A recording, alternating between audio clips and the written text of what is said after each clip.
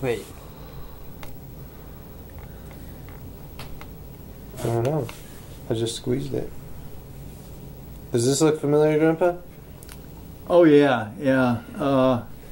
I'm trying to remember when. I think it must have been at. Oh yeah, it was at Mike and Joan's place. Mm-hmm. Yep. When they used to live out there. Yeah, they don't live there anymore. This was, I think, my junior year of high school, where we went when they had retreats at Bellarmine, and this was at Disneyland when I was young, and then I guess that's it. Yeah, That it's was variable all the photos. speed. It's interesting. Yeah. It's kind of funny. Well, that's enjoyable to watch. Yeah. So you could just... You could set it down somewhere. Like so. And then it'll cycle through. There we go. Okay, Alec. Oh, that's a nice touch. Very nice, huh? Mm-hmm. Do you have a place that you prefer that? It needs to be near a plug, but... That's probably as good a place as any. Where do you typically sit here when you watch TV, Grandpa? Oh, no, I usually sit in that chair. The problem, this is probably the best. Okay. Do you want it to be off during the filming, Dad? No. You won't see it, I guess.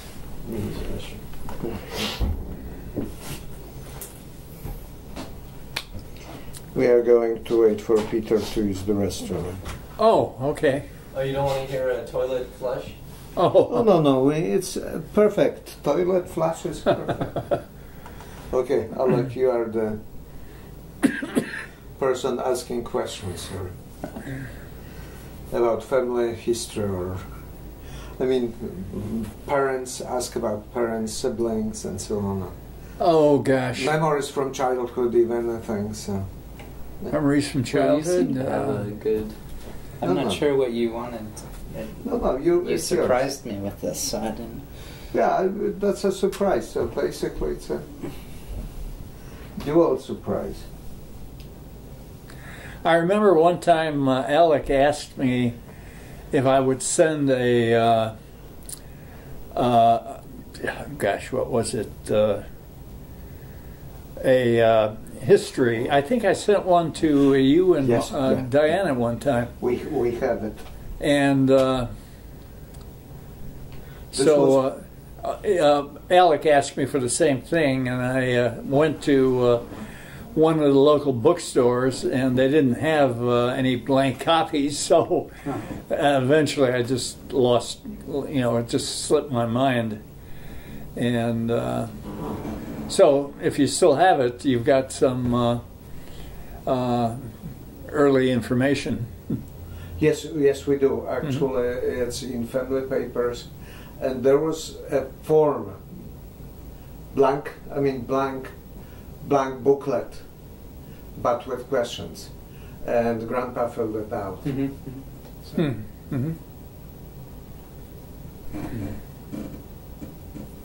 So when did your parents come from Slovenia? Or did they meet in Slovenia? Or did No, they met in this country, and my father came here in 1908, and my mother came here, I think the same year. Although they were, a lot younger. My mother was, I think, 18, and my father was 26 or 27. So. And what was the story that you were saying earlier of how they got married? They met each other by a mutual friend, also from Slovenia, and I think they were married in a matter of weeks. So, yeah, they didn't waste much time in those days. Yeah. So. And they were married, you said 1918, right? Is that right? 1917. Yeah, my brother John was born in 1918, and Helen was born in September 1919. And my sister Fran was born in 1923, I think it was, and Gertie was born in 1925, and I was born in 1930. Yeah. So. And what did your father do? He worked in a factory. He was lucky to have a job in those days. You know, this was during the recession, even when I was growing up. Yeah. So he worked at Fleischmann's East, and I think he was mainly labor, you know, factory labor. Do you know what sort of thing he was making, or what he was? Yeast. Yeast. Yeah. Oh, okay. Like it's about as brewing yeast, or no? I think well, it could have been brewing yeast, but it was primarily what you use for making bread. Okay. So that was about as basic an activity as you could get. Yeah. And so, as I said, he was fortunate that he had a job during the whole Depression. And the people who did have jobs worked for one lady who was a friend of my mother, worked for Calumet baking powder, you know, and she also had a job during the whole Depression. Mm-hmm. So yeah. So do you remember that time being particularly hard for the family? Oh, I don't know. We didn't really think of it very much. I mean, there was always, you were really young. So. There was always food in the house. There was always, you know, a warm place to live. Mm-hmm. So that was the, and there was always clothing to wear. So those were the basics. Where did you guys grow up? In Chicago. Like what part of Chicago? Southwest side. The address was 2335 South Wayne Avenue. So I don't know whether, no, Mark was never there. Diane spent some time there as a baby. She was only about a year old when she moved to a different part of Chicago.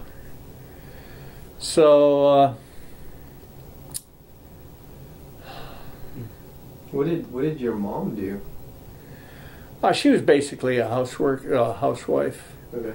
Yeah, she was also a milliner part-time. I mean, a hat maker part-time. Uh-huh. What did she make? Hats, straw hats. That was a very seasonal job. I think she worked only from maybe September to Easter, when people wore hats, you know. Where did she learn to make the hats? I have no idea. And she didn't teach you how to make hats? No. Pass it on from generation to generation? No, Nope.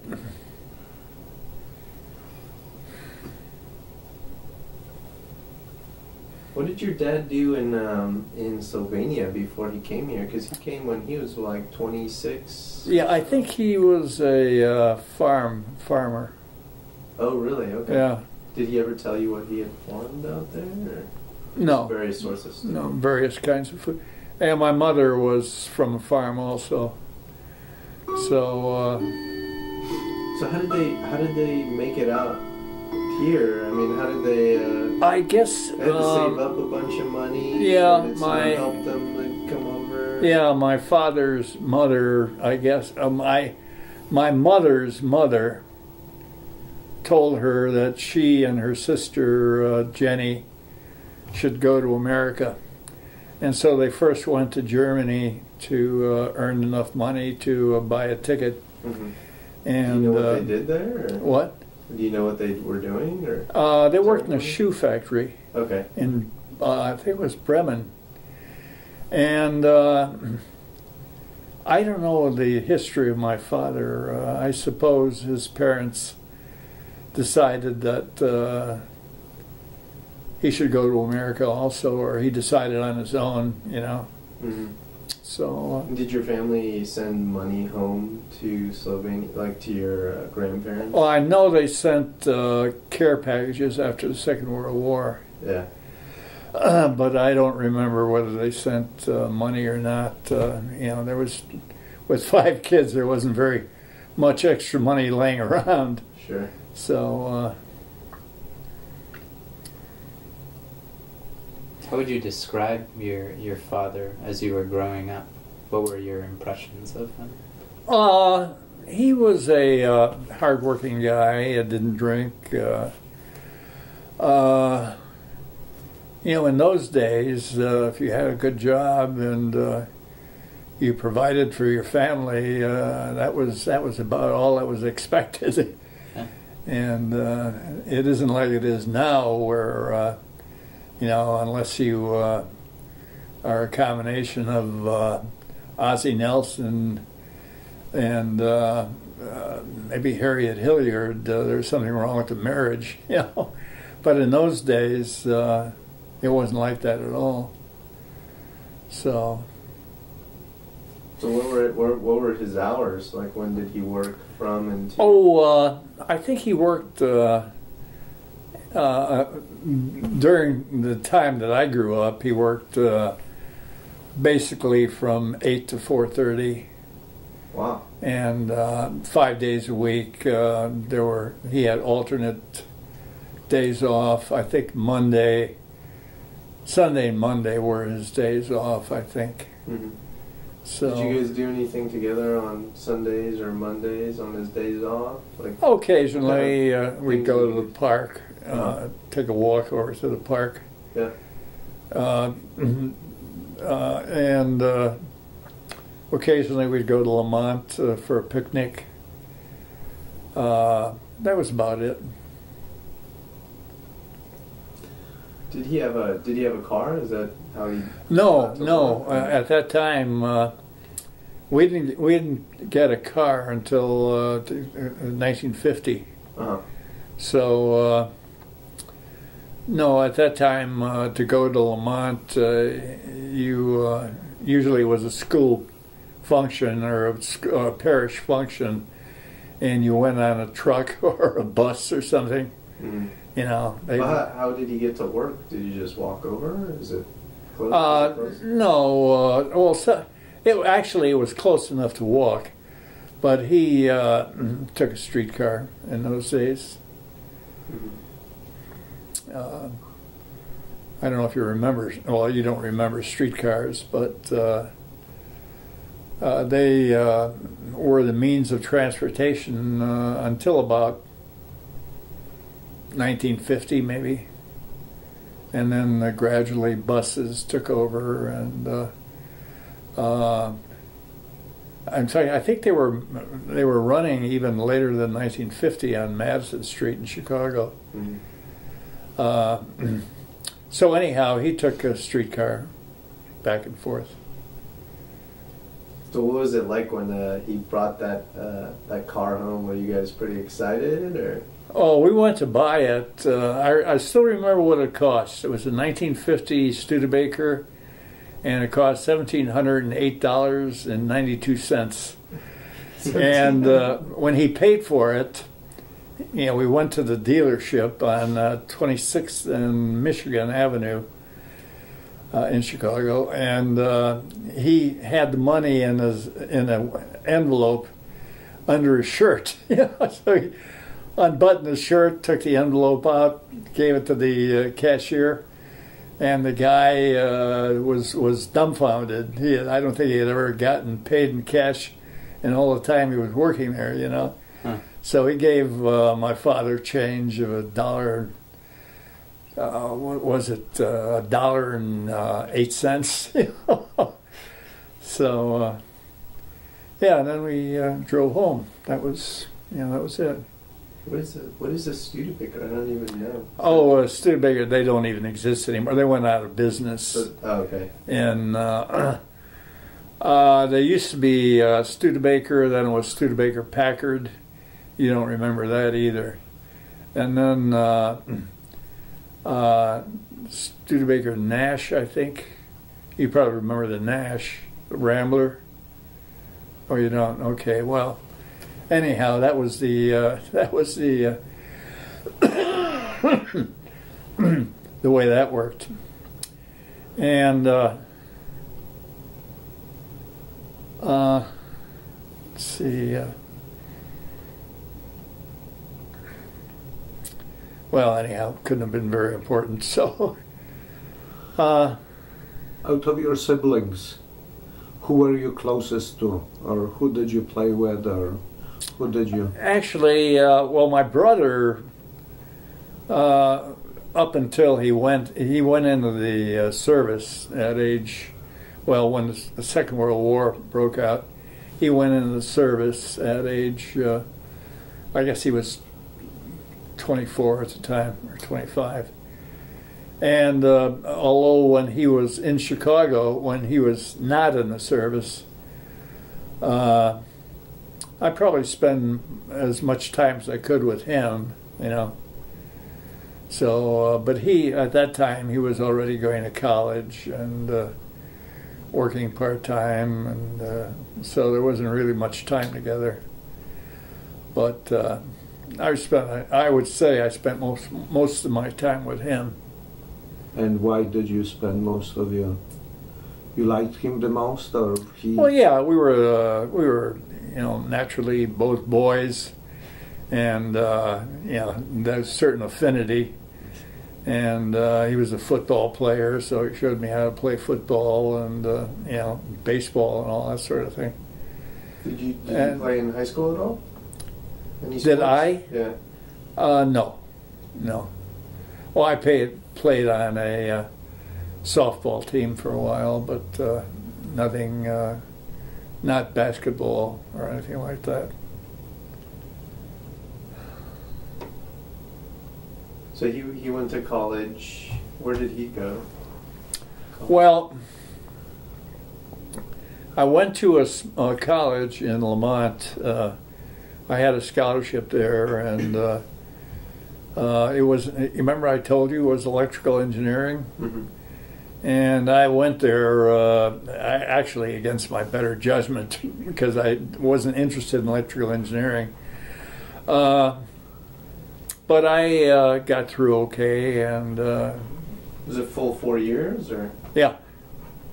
And then I worked at Motorola for about 10 or 11 years. And then from there, I essentially went into teaching, you know. Yeah. So. What was the name of the college in Lamont? Is it Lamont College? It doesn't even exist anymore at that time. It was Fournier Institute of Technology. Mm. And there were only about 100 students there. And,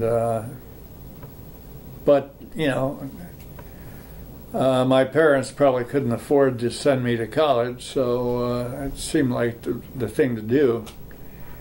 But when I got a chance, I went into math, you know, and University of Illinois and University of Chicago. Did you actually get a degree there, or you were just studying? Yeah, no, I got a MS in math education there.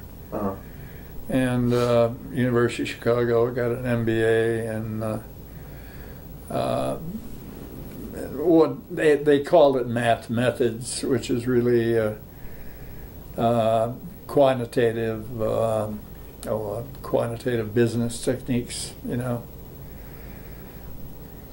And was that out of interest, or did you partially out of interest, partially because the company I worked for was paying the tuition at the time. That was Motorola. Yeah.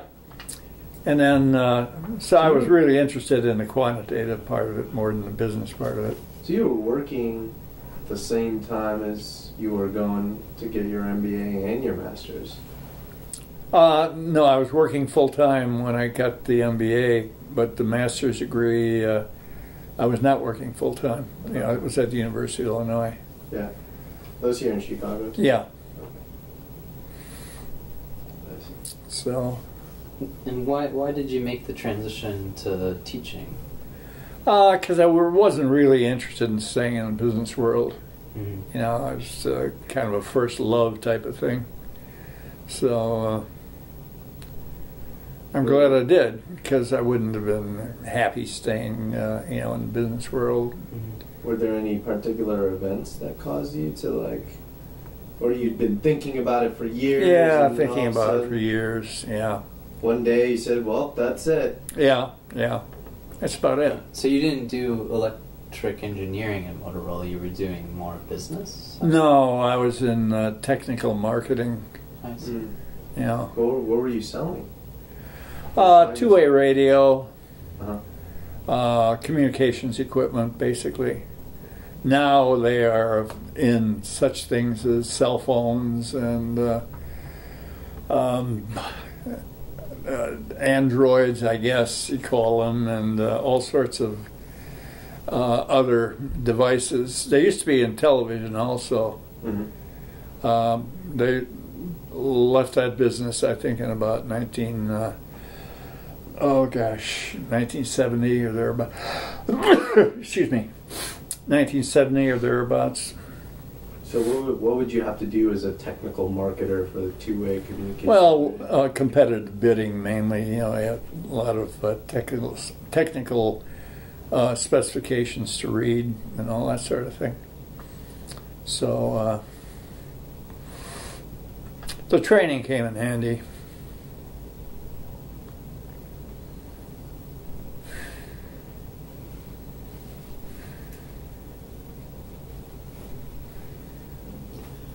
Did your parents tell you any stories how they got here? I mean, from their trip, because I assume they went on some kind of ship. Did they say anything? Yeah, about the journey? my father said that the name of his ship was. Well, let's put it this way. My mother said that the name of the ship she came on was La Rhine. She came from, I think it was Bremen, Germany. And I don't know where my father, what port my father left from, but his ship was the Batavia. That's about the only thing I know. I think it took them about 10 days to come across.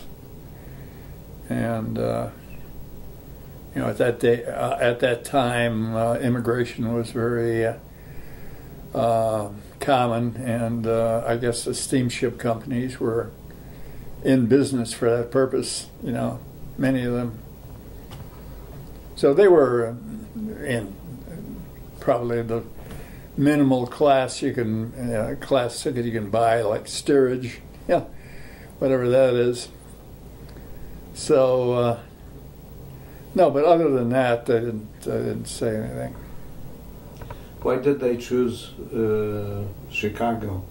They arrived probably somewhere on the East Coast. Yeah, I guess they had friends in Chicago. That was it. Chicago had a Slovenian community, and they were attracted to that. My father originally was in South Chicago before he came to Chicago, you know. So, and again, it was a combination of availability of work plus friends, you know, in the area and so forth.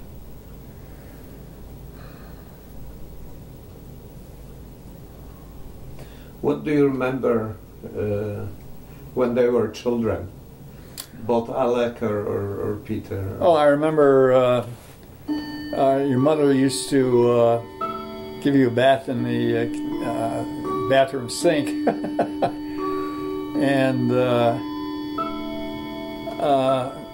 Peter, yeah, I remember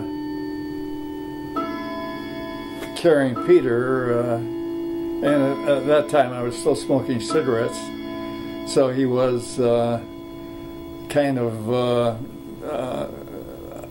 attracted to the fact that I was blowing smoke out of my mouth, you know.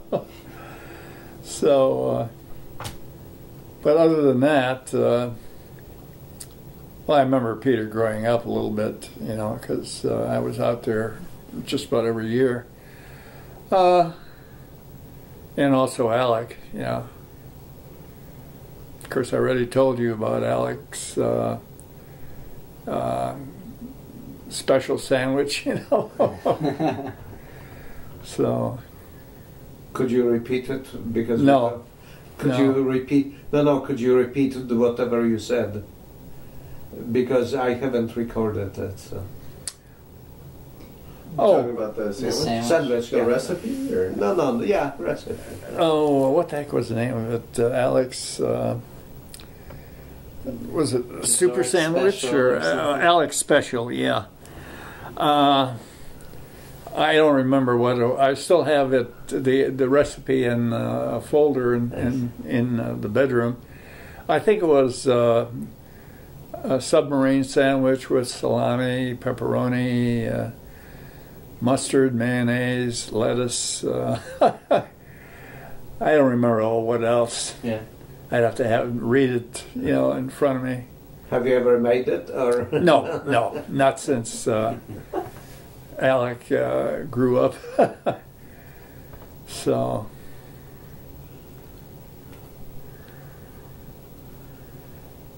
Yeah, I remember driving Peter to work and so forth, you know, and also.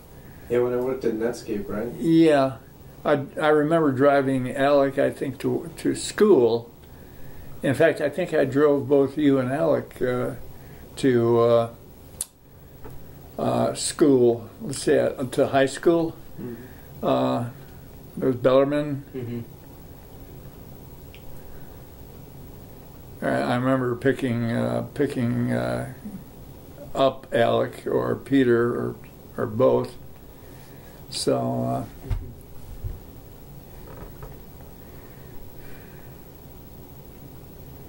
that's about all I remember.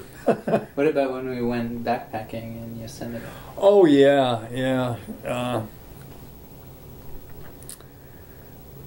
Well, at first we went down to let's see, what was the name of that creek? Yosemite Creek Campground, because it was at about 8,000 feet, and I figured you guys would need a day or so to get accustomed to the altitude. And then we went up to May Lake, and I remember the first time we went there, I think it started to rain, and so you guys went to bed pretty early after supper. And the second time we went there, I remember Alec cast a line into the lake and caught a fish on a first cast, you know. Oh, right. And the bait was beef jerky, right? No, it was, I don't know what kind of bait you had on there, but... Yeah. But I also remember about that. We maybe once we ran out of bait or forgot it and we used beef jerky. Like a little slice of beef jerky on the hook. Oh, could be. I don't remember. Yeah. But, yeah, that was, I remember you slid when we were hiking out of May Lake, you slid on a, you have to watch your step when you're on that trail because some of the sand and gravel is kind of loose. Mm-hmm.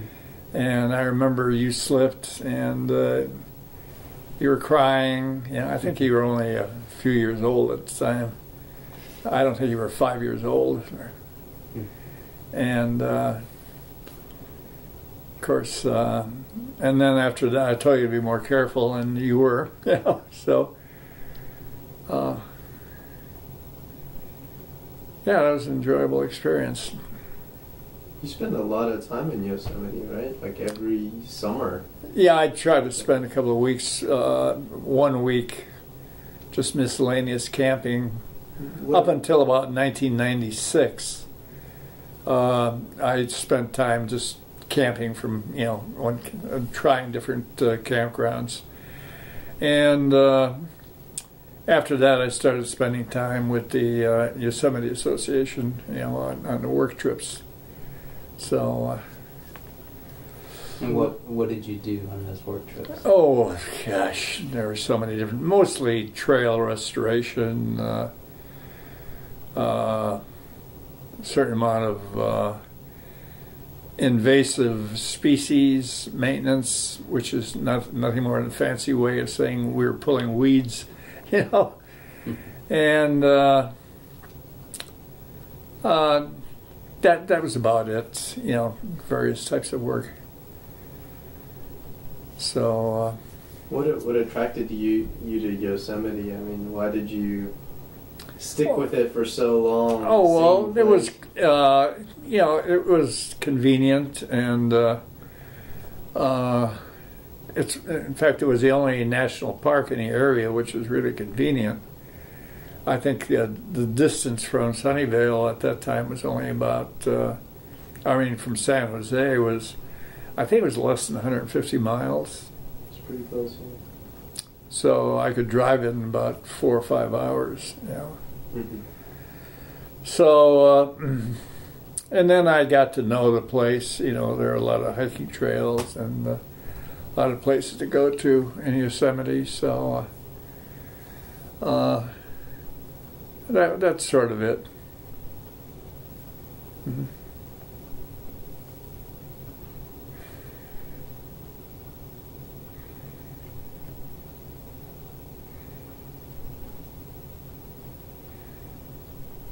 And was your family also into backpacking or camping, or was this a new thing that you No, had? actually, it was a fairly new thing with me. I went to, Diane and I took a trip out west one time, I think it was 1972 or 3, and she was into hiking, she liked to hike. So I hiked along with her and just grew into it, you know. Mm-hmm.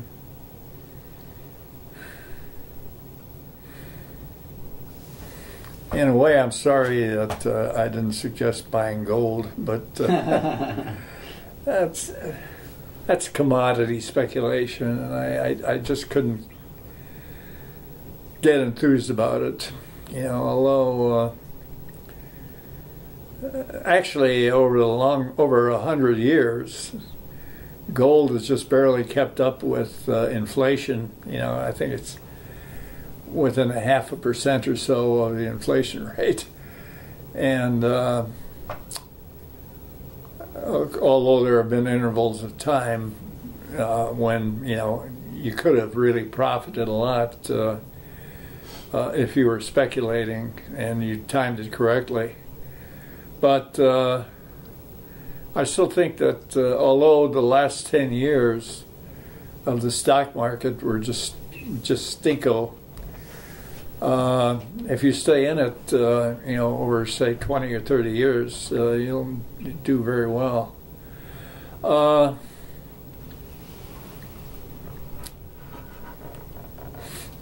Yeah, I think the last 10 years have been about the worst that the market has performed since the 1930s, you know. So, but then after that it took off. After the 1930s it took off.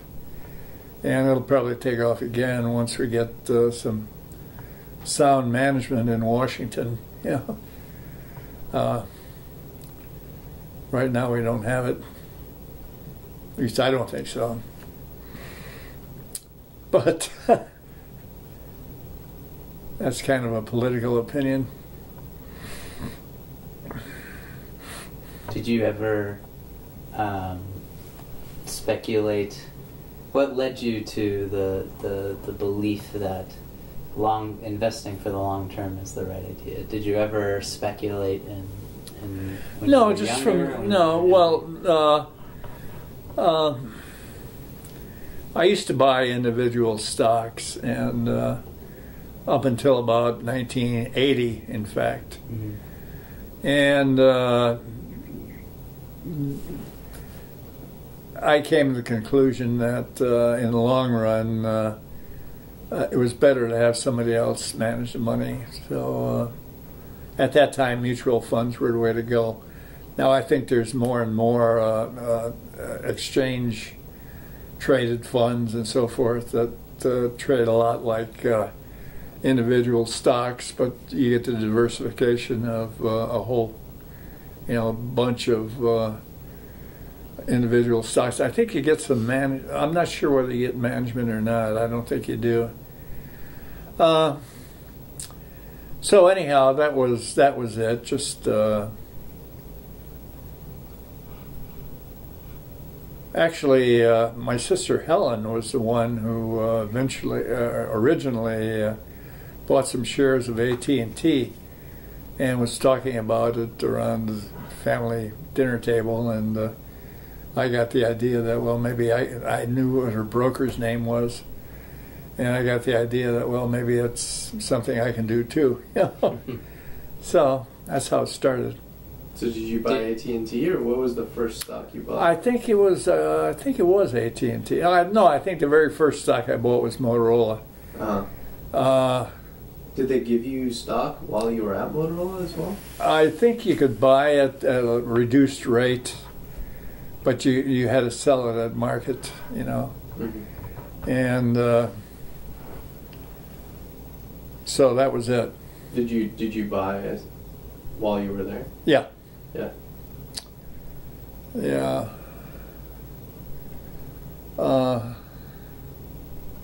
I don't know whether. Well, yes. And then I started picking up other, stocks, and eventually I got the idea that this is just not for me, because I don't have the time to, do the research and so forth. Mm-hmm. So, and I think in the long run it will pay off. There may be periods of time. That's why you need a lot of patience. It might take 10 years or so before the market takes off. And it depends an awful lot on, like, for example, what happens in Europe, and, also what kind of politics you have in this country. Like when Reagan was president, things were pretty good. When Clinton was president, things were pretty good, but now things are pretty lousy. And even with Bush for the first few years, things were pretty good, but anyhow, as I said, it takes a lot of patience. But if you fellows are saving for the, for retirement, which I hope you are,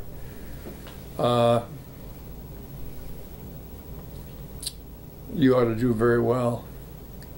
In fact, I meant to tell you something I didn't tell Peter, and I wish I did. Never invest more than you're going to need in the next 5 years, because Peter needed some cash to buy a house, and he didn't. It was at a time when I think the market was not super low. Yeah. Dow was 6,000 or whatever. Yeah, I don't remember exactly what it was, but yeah. And I didn't mention that to Al, so I hope that's what you do. Okay.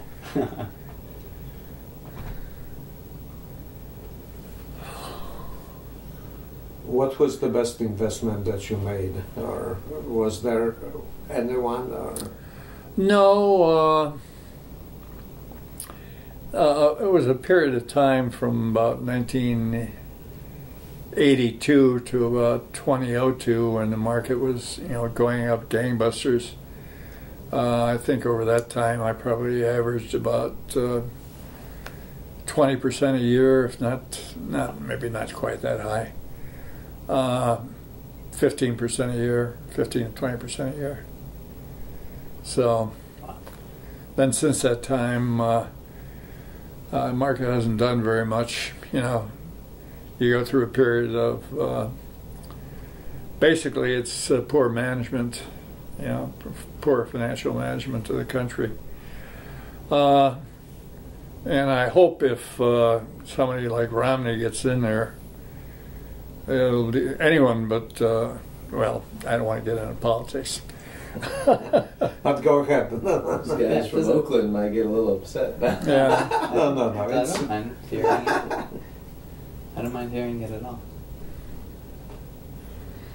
So anyhow, that's the way things are in the market. I hope hope you keep it up without making yourself poor in the process. Of course, you're not earning a lot of money now. No. But soon he'll be a professor at the University of Chicago, and all. Yeah, maybe. Yeah. We'll see. Do they have a good English department? Yeah. Right? Yeah. Top 10 at least. I would imagine places like Harvard, Princeton, Yale. Berkeley is #1. Yeah. Oh, is it? Mm-hmm. Oh boy. There you go. Yeah. Yeah. Chicago has a reputation for being extremely competitive internally, so that professors and graduate students are very cutthroat. Oh, really? Yeah. Oh, I didn't know that. But it's also it's sort of cultivated that attitude, but it's also very good as a result too. Well, I hope you find something that you're liking. Things are kind of tough right now, but eventually, I think Alec, or rather, you remember Terry, my nephew. Mm-hmm. He was a TA until age 50, believe it or not. He had everything but his dissertation finished, and he never bothered handing it in until the year 2000. I guess he figured he'd better do it during the year, before the 21st century.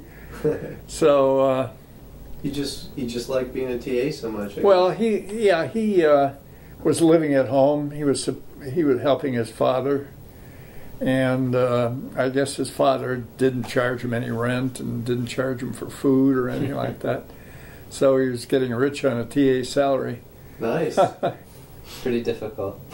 Yeah, I'm sure it is now. So Alec is barely making ends meet, I guess. Really? No, I mean it's okay. I can't save, but it's fine. When are you? Do you have any schedule for getting your or handing in dissertation? Yeah, so on this coming Monday, I'm turning in my prospectus, which is the biggest it's like the next biggest milestone before you write your dissertation. And it's the proposed plan for your dissertation. Mm-hmm. So that will happen. I'll turn that in on Monday. Mm-hmm. And then I have a meeting with all my advisors on February 7th, Tuesday. Mm-hmm. And then we just sort of talk about the merits of the project, what my plan is to start the dissertation. Mm-hmm. They give suggestions on what to change, or they criticize it in various ways. And then Sarah hopes to go on the job market next fall for fall 2013 to start working at a university fall 2013. Oh, does she have a PhD already? Not yet. Oh, but she intends to finish soon, in a year, and then I'll probably finish a year after her. Yeah. So that's the goal within about 2.5 years from now to finish the dissertation and find a job. And that's the typical schedule too, right? Like about 6 years. 6 years. 6 years is pretty fast. Yeah. I think that's my schedule. Yeah. How do the students do who have their PhDs as far as finding work is concerned? Recently, it's been tough because there have been a lot of cuts to education. Yeah. The job market has, for the past 4 years, has been bad, but this year it's improving. It's the number of jobs being offered are increasing. There was a time where they offered jobs to people and then they rescinded their offers. Yeah. And that was the worst year. Yeah. But now the difficulty is that because there's about 4 years in which it was difficult for people to find jobs. Mm-hmm. Not only do we have the people who have just finished their dissertation applying for jobs, but we have all the people from the 4 years previous trying to also find jobs. So it's sort of flooding the market. Mm-hmm. But people tend to do well from Berkeley. Mm-hmm. Good. But it's largely depends on the individual as well, because people vary greatly. Oh, sure. So, well, great. Yeah, we'll see. It'll be fine. I don't think I'll be in California, but I think I'll have the job. Well, can't have everything. Yeah, no, I'm not. I remember at the University of Illinois, one of the instructors, of course this was in a, let's see, what was he teaching? I think he was teaching, it was in a business math course. Mm-hmm. And he graduated from Berkeley. And he said he told me he had an offer from University of Kansas, but he didn't want to stay in Kansas because he was a Korean, and he figured it wasn't multicultural enough for him. Yeah. So he came to Chicago. Yeah. But anyhow, well, this was about 15 years ago. Mm-hmm.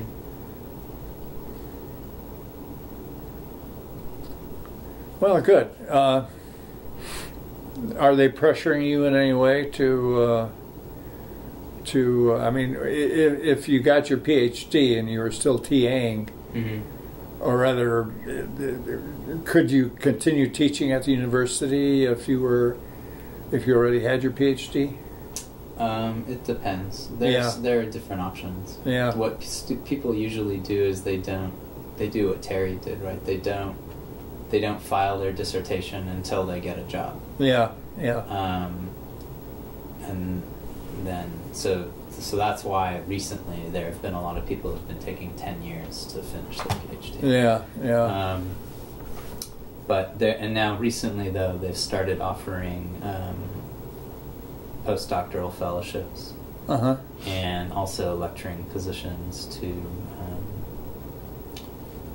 people who want to finish their PhD and then have a stepping stone to a professorship. And so it's more and more common now that graduate students, once they get their PhD, will take a postdoctoral fellowship for 2 to 3 years and then go get a job as a professor. At the same university or different university? Yeah, because I guess it's pretty common that universities tend to discourage graduates from working there because I don't know why. I guess they figure it's a matter of just getting too inbred, I think that they don't mind people working. For example, Berkeley has hired Berkeley graduates, but they usually hire them after they go somewhere else. Yeah. Mm-hmm. Yeah.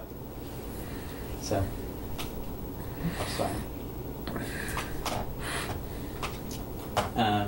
Yeah, I'm not too worried right now. Mm-hmm. Good. So. I think we are done unless you guys have another questions or no. Like that. Okay. All right. Thank you. Okay, Mark. That was fun.